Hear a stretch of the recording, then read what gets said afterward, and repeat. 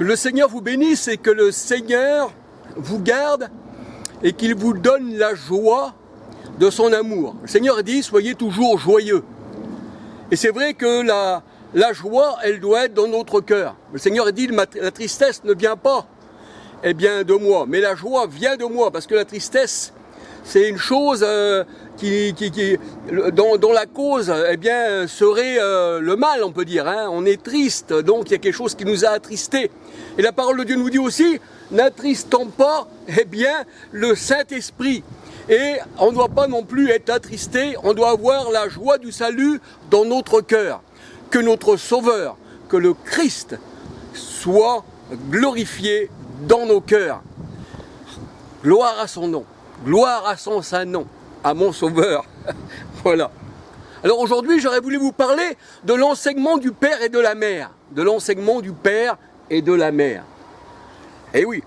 Mais vous savez, dans la parole de Dieu, il est dit que Dieu ne permet pas à la femme d'enseigner. Et pourtant, il y a des femmes qui sont mères. Elles ont des enfants. Oui, c'est vrai. Le Père aussi a des enfants. Et la parole de Dieu nous dit, tu écouteras l'enseignement de ton Père et l'enseignement de ta mère. Mais il est vrai que tous les parents ne peuvent pas enseigner leurs enfants. Ils ne peuvent pas, les parents, aussi bien le père que la mère, ils ne peuvent pas les enseigner des fois dans le droit chemin. Moi je sais, j'ai été élevé dans une famille où j'étais laissé un peu à l'abandon, où mes parents, bien sûr, et dans les conditions où ils étaient, ils n'auraient pas pu me donner un bon enseignement. Parce qu'ils aimaient bien, comment je vais dire, c'est même triste à dire, parce que vous savez que la chair, des fois, elle fait beaucoup de choses. Et ils étaient beaucoup portés sur l'alcool.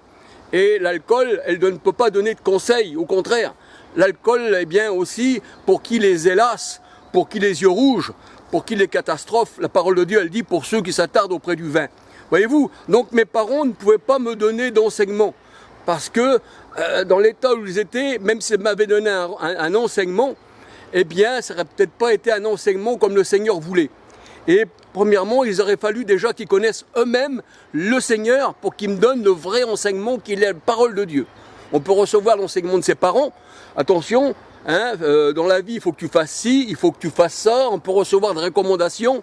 Prends le bon chemin. Attention quand tu vas à l'école, attention aux voitures. Voyez-vous, les parents font attention quand même à leurs enfants. Mais qui c'est qui nous donne le vrai enseignement, qui c'est qui nous donne la vraie vie? La parole de Dieu nous dit, c'est le Christ. Je suis le chemin, la vérité et la vie.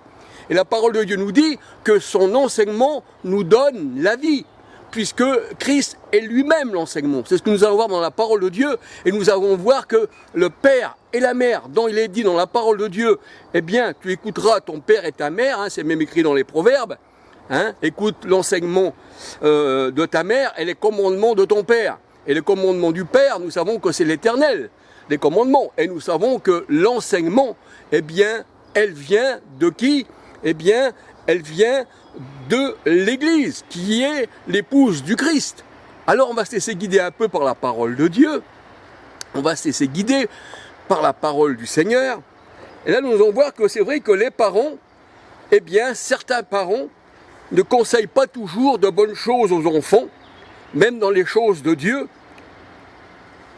Il y en a qui vont conseiller leurs enfants à être catholiques, les autres à être protestants, les autres à être baptistes, les autres anabaptistes, les autres témoins de Jéhovah, les autres l'armée du salut, les autres islamiques. Mais tout ça, ce sont des raisonnements humains qui emmènent les enfants, des fois dans des choses qui ne plaisent pas au Seigneur.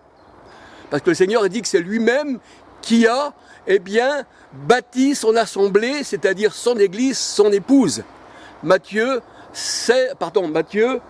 oui, c'est 16, je ne me rappelle plus trop, Matthieu 16, 18. Oui, Matthieu 16, 18. Le Seigneur, c'est lui qui a bâti son assemblée, ce n'est pas un homme. Parce que la parole de Dieu nous dit aujourd'hui que, il y a beaucoup de sectes, et même avant, il y avait beaucoup de sectes qui ont été bâtis par les hommes, comme les pharisiens, qui n'étaient pas posés sur la parole de Dieu, ils avaient annulé les commandements de Dieu, mais ils étaient bâtis sur le sable.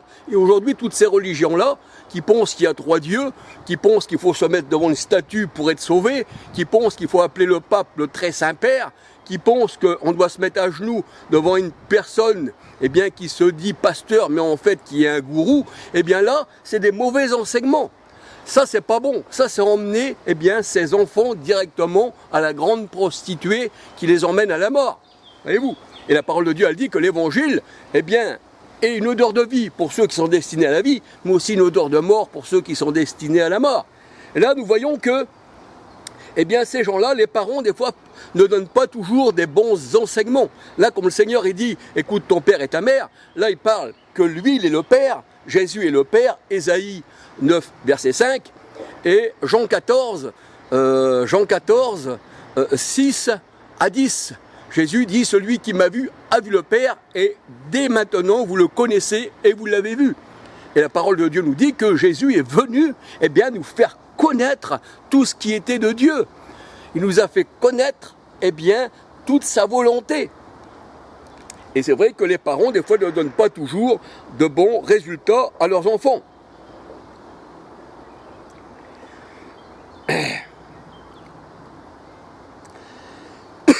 Excusez-moi, hein, que le Seigneur nous bénisse. Et la parole de Dieu nous dit que si le Seigneur nous dit de quitter notre père et notre mère, eh bien on doit le faire. Parce qu'il dit, il n'y a personne qui aura quitté son père et sa mère et qui m'aura suivi et qui aura fait ma volonté, qu'il ne soit donné au centuple. Ça veut dire que si les parents vous donnent de mauvais enseignements, eh bien on doit les quitter. On doit pas, ça veut dire quitter, même si on reste chez eux, ça veut dire on ne doit pas suivre leur enseignement. C'est ça quitter. Quitter, ça ne veut pas dire s'éloigner, mais ça veut dire, eh bien, ne pas écouter les enseignements. Et le Seigneur a dit, voici, je suis venu rapporter les paix dans ce monde.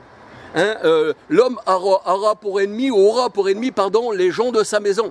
Le père contre la mère, la fille contre le père, et ainsi de suite. Voyez-vous? Donc ça, c'est pas l'enseignement de Dieu, ça, le père et la mère, comme ça. Hein? Non. Maintenant, si vous avez des parents qui appartiennent au Seigneur et qui ont un enseignement digne du Seigneur, alors là, oui, quand on les écoute, eh bien, on est passé aussi de la mort à la vie. Parce que le Seigneur a dit, celui qui m'écoute, m'écoute, mais celui qui me rejette, qui vous rejette, pardon, celui qui vous écoute m'écoute, mais celui qui vous rejette, me rejette. Là, on voit que le Seigneur, dans sa parole, il disait, eh bien, même de se séparer, eh bien, de ceux, de ses parents, de son père et de sa mère, s'ils n'étaient pas dans l'enseignement du Seigneur. Marc 10, verset 25. Luc 18, verset 29. Luc 18, verset 29. Et c'est pour ça que le Seigneur disait, le père il sera contre la mère et l'enfant contre le père, et ainsi de suite. Et chacun, dans un lit, l'un sera pris et l'autre sera laissé, voyez-vous. Et les gens et les hommes auront pour ennemis les gens de sa propre maison.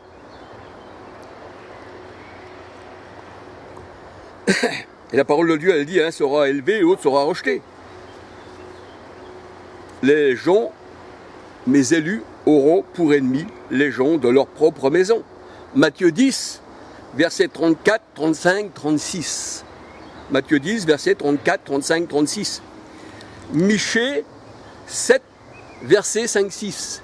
Michée 7, versets 5, 6. Et Matthieu 10, versets 21, 22. Toujours les versets avec la parole de Dieu. Beaucoup aujourd'hui donnent des versets. Beaucoup parlent de la parole sans donner de versets. Et quand on demande aux gens, eh bien, est-ce que vous connaissez la parole de Dieu? Ils disent oui, on va dans des réunions. Tu pourrais me citer tel et tel verset? Simplement un verset qui te viendrait à l'esprit. Je sais pas. Il faudrait demander ça au pasteur. Donc le Seigneur a dit, faute d'enseignement, eh bien, tu vas à la mort. Mon peuple se meurt faute de connaissance. Encore faudrait-il que vous soyez le peuple du Seigneur. Et où? Donc on a la connaissance du Seigneur et c'est là qu'on va à la vie, sinon on se meurt. Et on ne peut pas le servir. Parce qu'il dit, si tu n'as pas de connaissance, alors je te rejette de mon service, de mon sacerdoce, je te rejette de ma face. Donc il faut l'enseignement du Seigneur, de notre Père qui est Christ. Ésaïe 9,5, notre Père. Moi et le Père, on est un, Jean 10,30, disait le Seigneur Jésus-Christ. Jean 6,57, Jésus-Christ, en lui, c'était le Père qui parlait. Celui qui m'écoute, qui disait le Seigneur. Eh bien, il n'écoute pas simplement ma chair, parce qu'elle ne sert de rien, Jean 6,63. Mais c'est le Père en moi qui parle, et je fais sa volonté en tant qu'homme. Voyez-vous, c'est ça la parole de Dieu. Alors voilà. Et quand on regarde dans le livre des rois, dans le livre des chroniques, qui veut dire, le livre des chroniques qui veut dire souvenir, et le livre des rois qui nous raconte les histoires des rois, là nous voyons qu'il y a des rois eh bien, qui faisaient des statues, qui louaient les Baals, et ci et ça et ça, et quand le roi qui venait après, parce que c'était souvent les fils qui prenaient la relève, bien des fois on voyait les fils qui n'écoutaient pas le père, ils enlevaient tout ce qui était des idoles de tout ça. Mais des fois aussi, on voyait aussi les fils qui faisaient comme le père, et qui gardaient les idoles. Voyez-vous ? Donc, eh bien, on voit que même les fils de rois n'ont pas écouté l'enseignement de leur père. Voyez-vous ? Et si des fois aussi, eh bien, le roi enlevait les idoles, mais aussi des fois le fils aussi, eh bien, il ne voulait pas qu'il y ait d'idole, donc il faisait aussi la volonté du père. Voyez-vous ? Donc ça ne veut pas dire que si on a l'enseignement du père ou de notre mère charnelle, on va être sauvé. Non. Mais si on a l'enseignement de notre vrai père, le Christ, et l'enseignement de notre vraie mère, l'Église, basé sur les apôtres, sur l'enseignement des apôtres, qui nous ont donné la bonne nourriture, le bon lait maternel. C'est pour ça que Paul disait, je ne vous ai pas donné du lait frelaté, mais du lait de la véritable femme du Christ, qui est l'Église, c'est-à-dire le véritable lait qui nous emmène à la vie, pas du lait frelaté. Alors voilà, gloire au Seigneur. Et c'est vrai que ces rois-là, eh bien, certains faisaient des idoles, des hauts lieux pour adorer les Baals, et les fils, quand ils prenaient la relève, ils enlevaient tout ça, ou les fils suivaient la voie de leur père. C'est écrit dans la parole de Dieu. Vous pouvez lire les rois, tous les livres des rois, et les chroniques, si vous avez le temps de lire, vous verrez que les successions de père en fils, eh bien les uns obéissaient au père et les autres n'obéissaient pas, parce qu'ils enlevaient ou alors ils gardaient et ils remettaient, voyez-vous, dans le livre des rois, les idoles. Un roi, là je vous donne simplement deux exemples. Un roi, 1, verset 1 à 15. Un roi, verset 1 à 15. Et un roi, 22, verset 41 à 47. Je vais vous le relire, je vais vous redonner. Un roi, 1, verset 1 à 15. Un roi, 22, verset 41 à 47. Ça, ce n'est que deux exemples.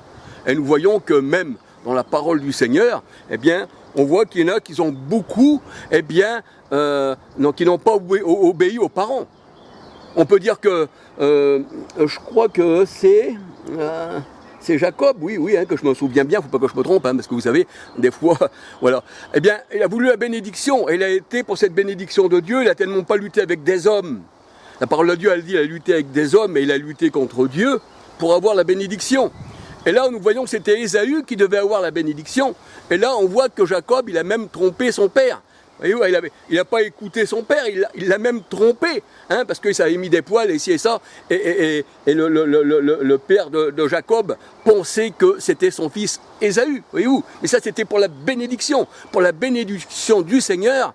Eh bien, on ne doit pas écouter nos parents.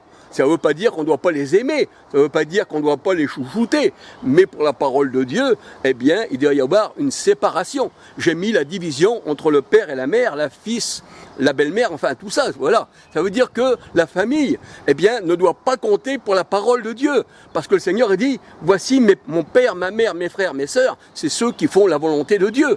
Voyez-vous ?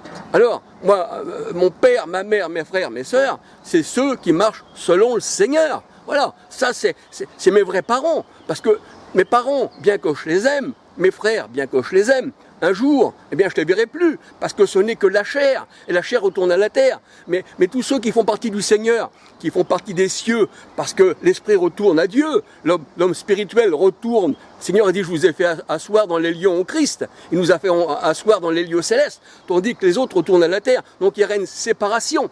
Mais ça ne veut pas dire qu'on ne doit pas aimer ses parents, ni ses frères et sœurs. Voyez-vous ? Donc moi, mes frères et sœurs, eh bien, c'est ceux qui appartiennent au Seigneur, parce qu'on n'a qu'un seul Père, le Christ. C'est lui. Une seule assemblée, une seule mère. eh bien, c'est quoi? Eh bien, c'est tous les membres qui appartiennent au Christ. C'est ça l'Église. Parce que Christ est la tête du corps.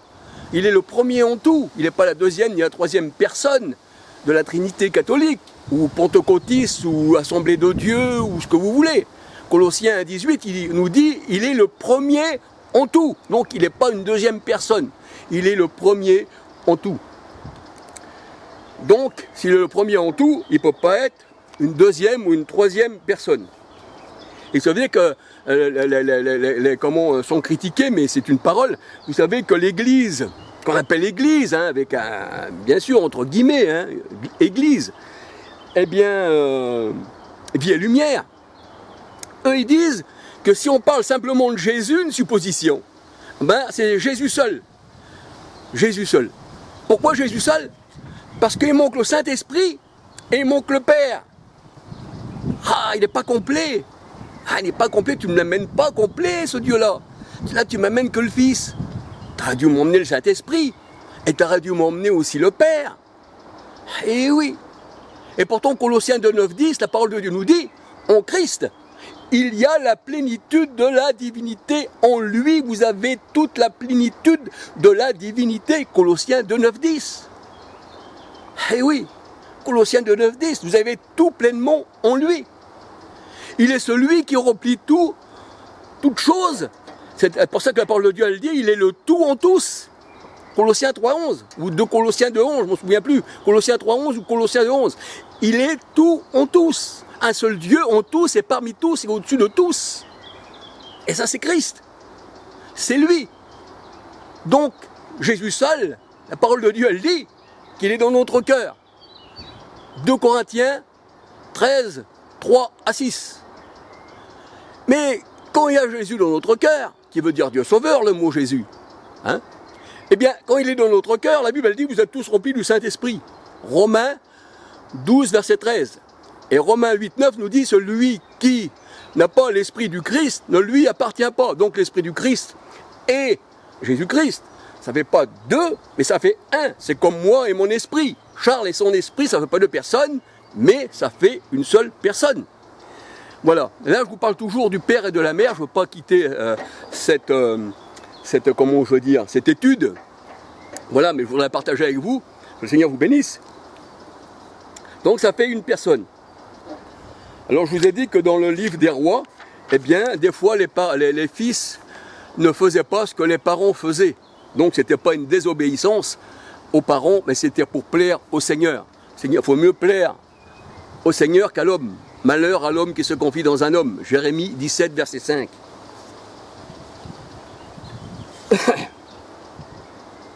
Alors, rester dans l'enseignement de la mère, c'est rester dans l'enseignement de la parole de Dieu.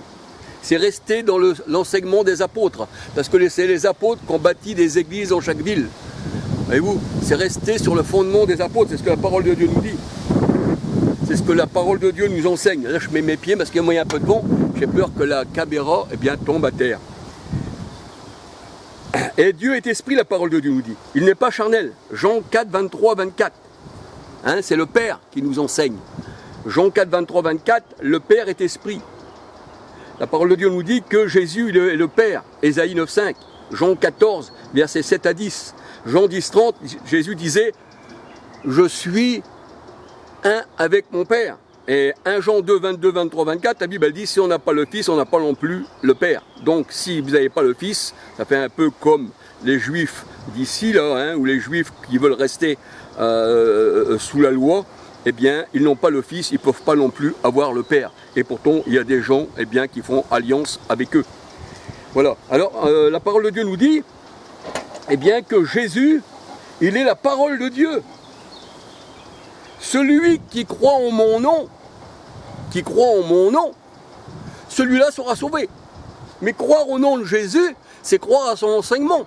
Parce que la parole de Dieu nous dit, dans Jean 19, 13, son nom est la parole de Dieu au Christ. Et sa parole, c'est son enseignement. Donc croire à son nom, puisque son nom c'est la parole, c'est croire à son enseignement. Jean 19, verset 13. Jean 3, verset 18.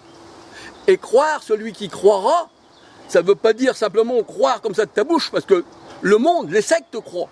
Ben, ils n'ont pas le Seigneur dans leur bouche. Ils l'ont, ils me louent des lèvres, mais pas dans leur cœur. C'est pour ça que la parole de Dieu, elle dit, dans Marc 16, je crois, celui qui croira, parce qu'il ne suffit pas de croire, mais qui sera baptisé, parce qu'il faut le baptême avec, il faut l'esprit avec. Parce qu'on peut croire sans esprit. Un païen va dire, moi je crois. Un catholique va vous dire, je crois. Un protestant, n'importe qui va dire, je crois. Mais ils n'ont pas l'Esprit Saint, parce qu'ils sont greffés directement sur Constantin, sur les jésuites, sur le sioniste, sur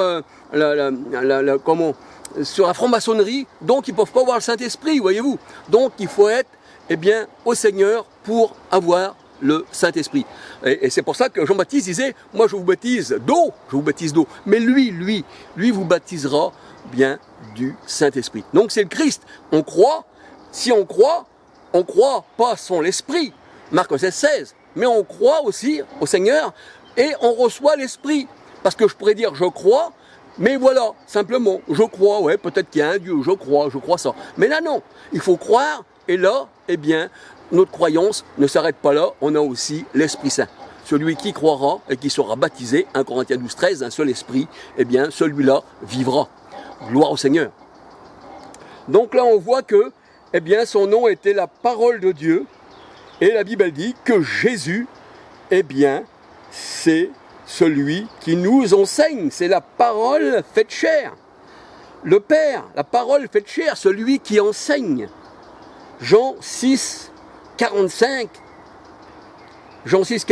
46. Jean 7, verset 46, la parole faite chair. Et la parole de Dieu nous dit que Jésus n'a jamais étudié. C'est normal, il est Emmanuel avec nous. Matthieu 1,23. Jésus est Emmanuel, Dieu avec nous. Matthieu 1,23. Donc Jésus, comme il est la parole, il ne pouvait pas s'étudier lui-même. C'est ce que disaient les pharisiens. Comment connaît-il la parole? Il n'a jamais étudié. Mais Dieu, Emmanuel, Dieu avec nous, ne peut pas s'étudier lui-même. C'est lui qui donne la parole aux autres. Jean 7, verset 15. Jean 7, verset 15. Pas Emmanuel. Je ne sais pas pourquoi je prends Emmanuel pour Matthieu. Parce que peut-être que je confonds. Mais le Seigneur sait de quoi je parle.